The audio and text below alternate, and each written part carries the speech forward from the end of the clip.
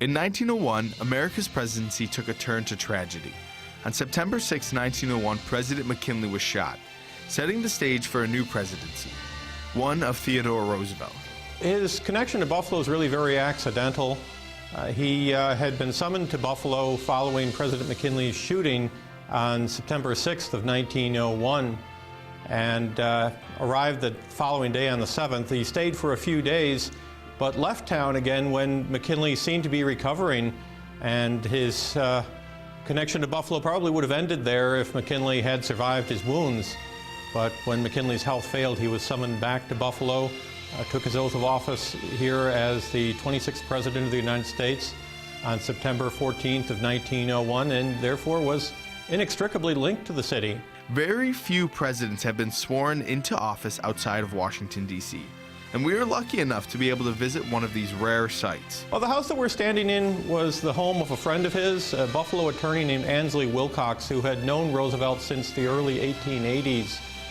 They had been involved in a number of common efforts in New York State and had known each other for over 15 years. Be prepared to be sent back in time as you travel through the Wilcox home. When you come in for a tour, we take you back to 1901 to tour the home on the day that Theodore Roosevelt is here on September 14th. You go through the home on the day that he and the rest of the nation are going through these difficult times, dealing with the recent death of President McKinley a few hours earlier, the uncertainty about what's going to come next and what should be done. And you can be present in the library when Roosevelt takes the oath of office here in this home on September 14th of 1901.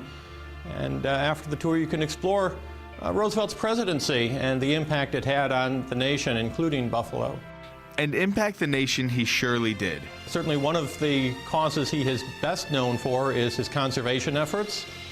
The debate was very hot at the time about how much the environment should be preserved for future generations and how much it should be used to benefit the citizens and the economy of the day.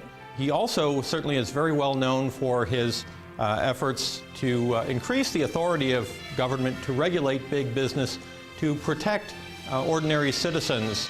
Whether you agree or disagree with the policies put into place by Theodore Roosevelt, there is no doubt about the legacy that he left behind.